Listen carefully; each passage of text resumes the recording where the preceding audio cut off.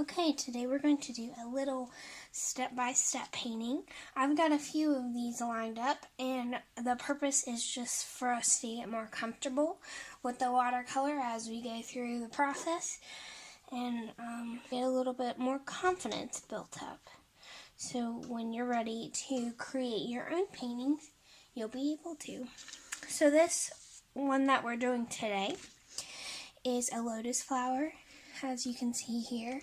I will share the image in a better format so you can print it off or look at it as you'd like. Now this image that I found today is off of Pixabay. It's a website that offers free images that are labeled to be reused, so there's no copyright infringement to worry about.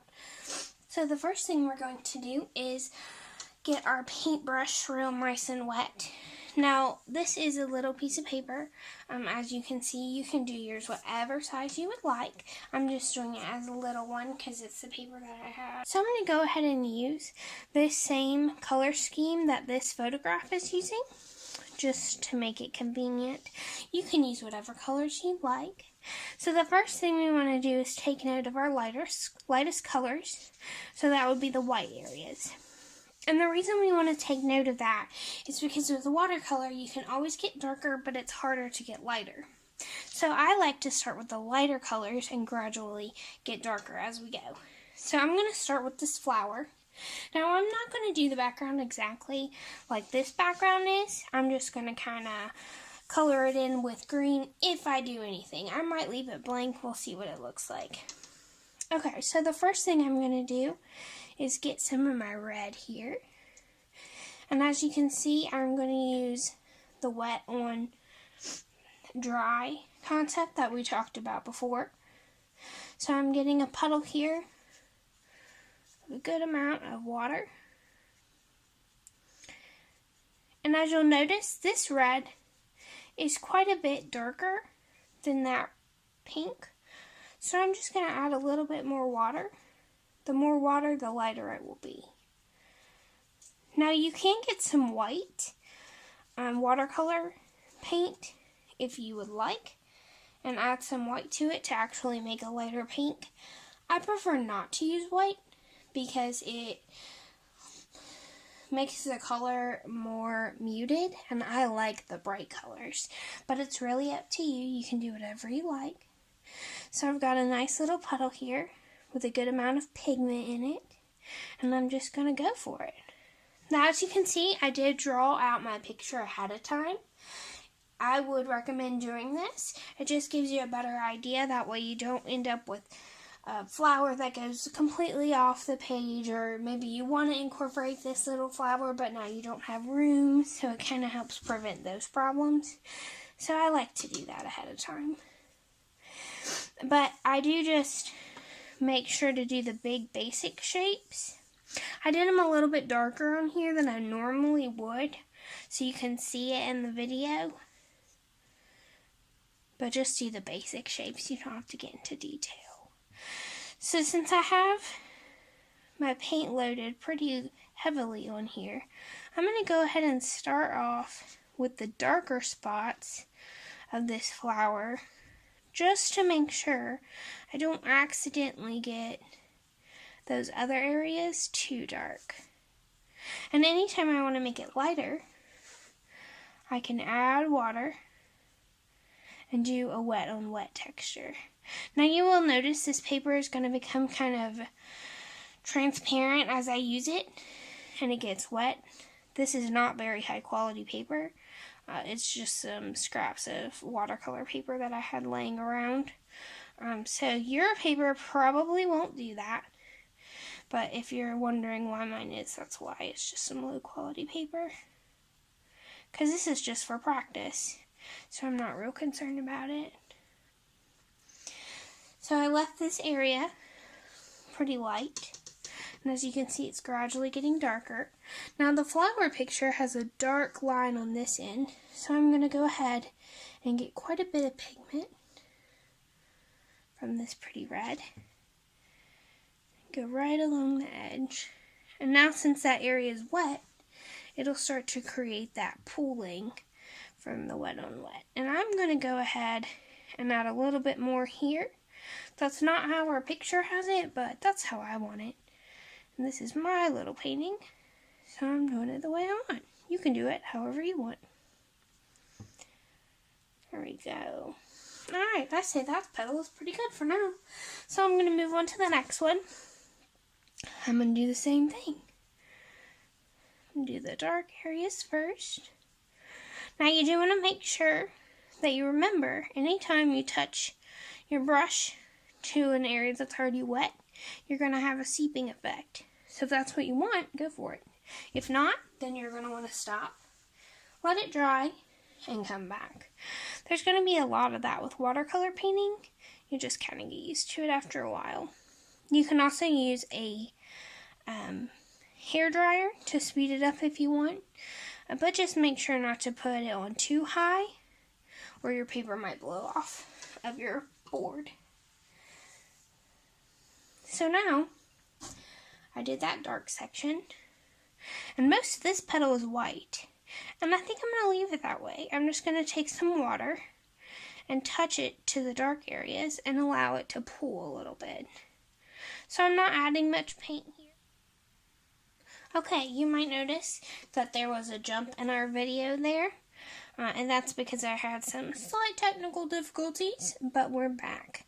So what I did during that jump was I went ahead and started on this petal here. Now, as you see, I'm going back over those areas that I want dark. They are a little bit drier, so it won't pool quite as much. And this is where we really get our layers. So now you can really tell the dark, the medium, the light, and the white.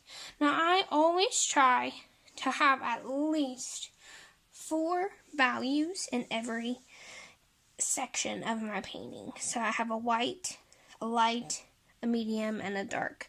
Now a lot of times I'll have quite a few more than that, but that is my absolute minimum. You will also notice that this paper does pull the watercolor a little bit out. It spreads out a bit. Most papers won't do that. Again, this is a very low quality paper, so it's going to do that a bit, and that's fine. I don't mind for this. It's just a practice. I'm also adding some texture to that main leaf by just making some little marks, and I'm going to take some water, my brush, and add some water to it to kind of fade out those lines so they're not so hard and rigid. It's more just like a shadow. Flowers are soft, so I want to keep that soft look. There we go. Okay, moving right along. Now I just keep doing the same thing to every part. Start with the darks.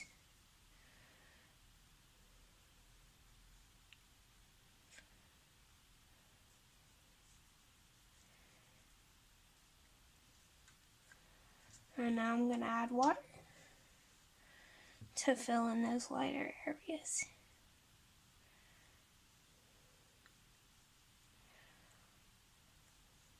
Now you could do this in the opposite way and do the whole thing really light and then add the dark. There's absolutely nothing wrong with that. Actually, I think I'll do the next one like that just for the heck of it.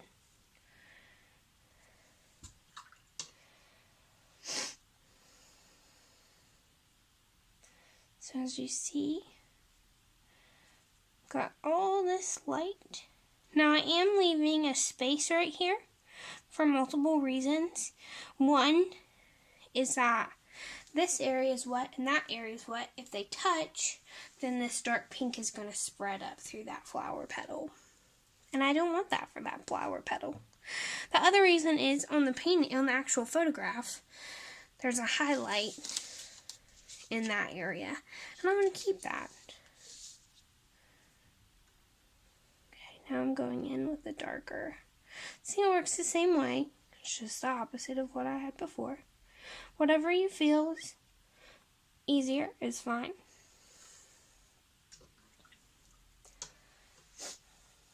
And you just continue. Do the same thing for each petal.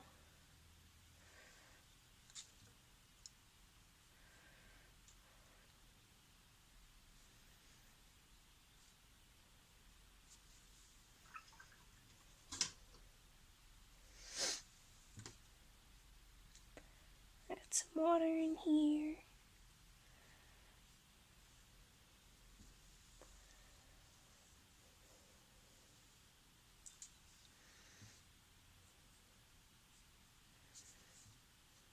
Remembering to keep that little boundary.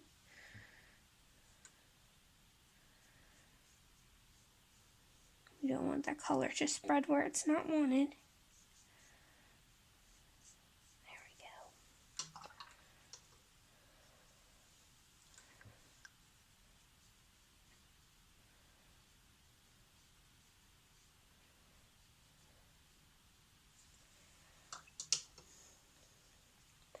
So right now I'm just doing the base colors on all those, and I'll go back and add some more detail and texture in a minute.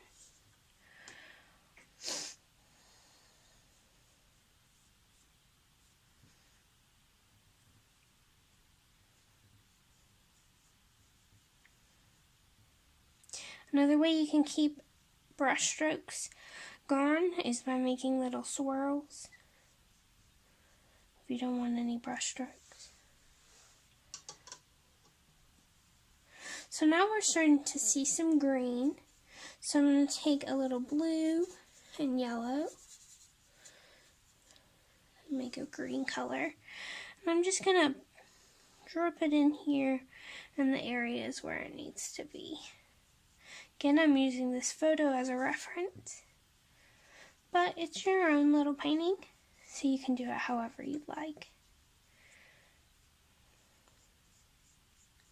Now I had the green on my brush, so I just went ahead and I'm doing all the green areas to get them out of the way. I'm also going to add a little green down at the base of this one and right here. There's not any in our actual photo, but green and red are complementary colors. So the green will make the red stand out really bright, and the red will make the green stand out really bright. So I'm adding it in those shadow areas to kind of play with that. It's something I do a lot in my paintings.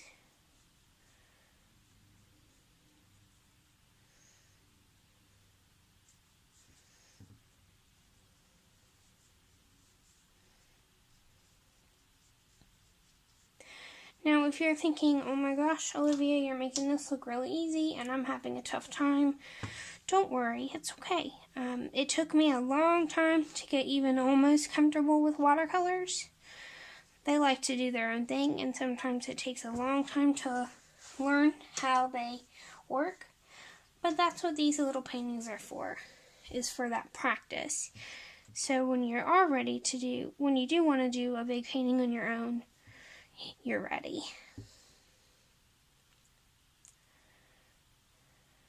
Now this green here, it's still a little wet.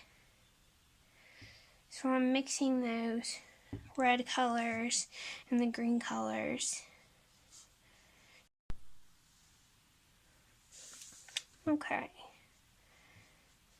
So I'm taking some of that red and the green and actually mixing it on my palette to make this darker red color.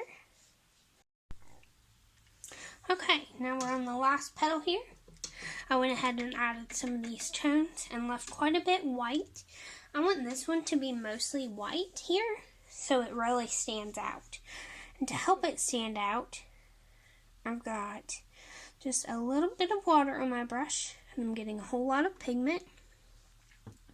Now that it's a little bit dry, I'm going to go in here and crisp up the edges of this petal, so its border stands out from the others. So this one's really going to be very dark and very light.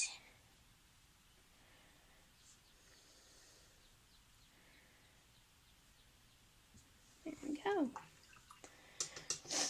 Now I don't want it to be completely different from the rest, so I am taking a little bit of water and letting it wash over these other areas and smooth that values out a little bit.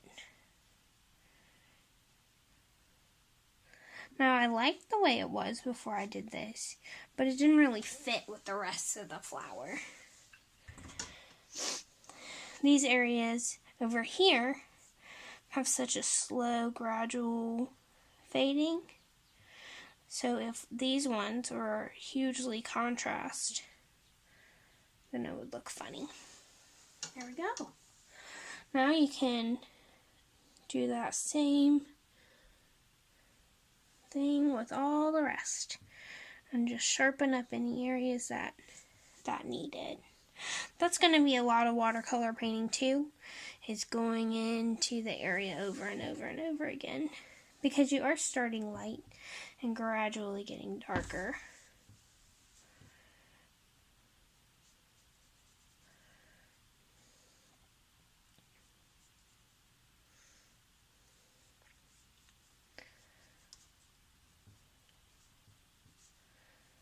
This is where we really start to add our details. Now don't be afraid to get more paint on your brush.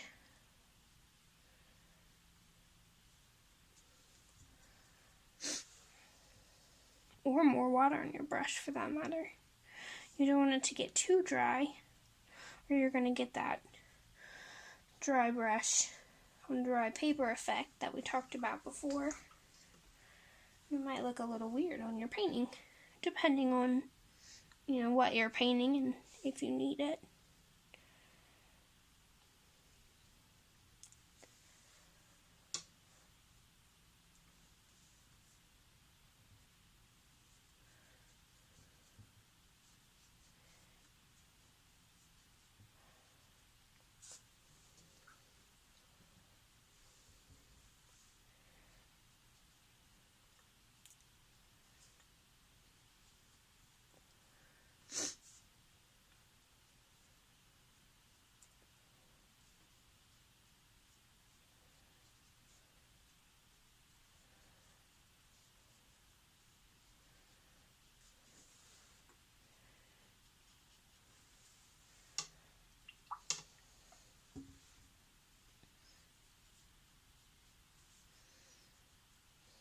Alright, I think that one's good enough. I might add a little bit more right here, a little bit darker, so it doesn't stand out from the other lower petals. We want everything to look purposeful. There we go. Okay, there we go. One flower down, one to go. Now I'm going to do the same thing with this little bud here, only its colors are a little bit different. So I'm going to make some more green. Get my lemon yellow, my cobalt blue. There we go. Okay.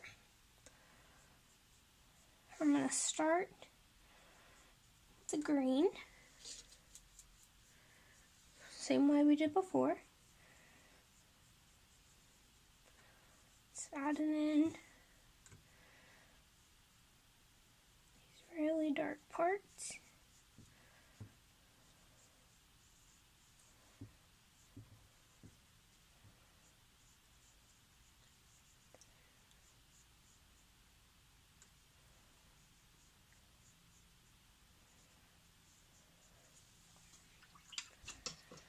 Now, I'm going to take some green and go right on the edge of these buds, because they're still pretty green. There's actually a little bit of green going right down the middle of that one. Now, without even rinsing my brush, I'm just gathering a bunch of red And I can drip it in this green and help it a little bit to spread around. Now I'm getting some more red pigment right in there for that petal. Now you can see it's going everywhere the water is. So if you don't want it to go in a section, you need to make sure there's a little paper barrier there until that area dries. So right now it looks kind of silly, but in a minute that area will be pretty dry and I can connect it like this.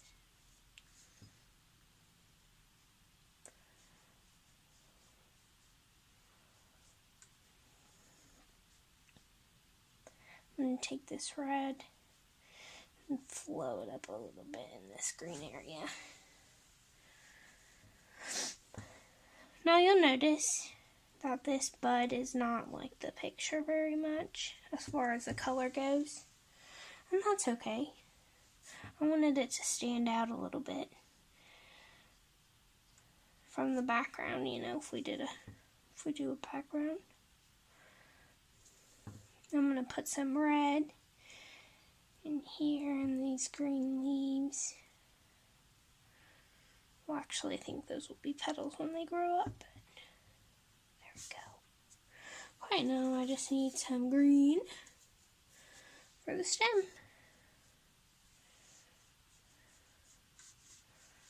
There we go. Now, at this point, you could let that dry and then go back and water down your background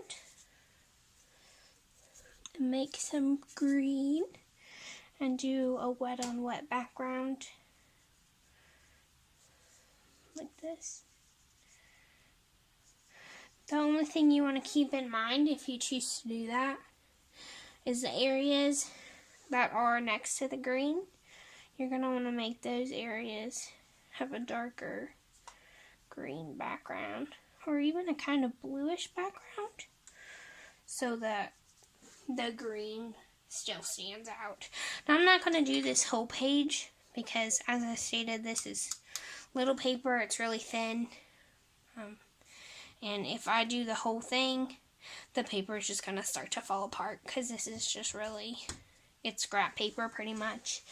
But there we go. There's our first little painting.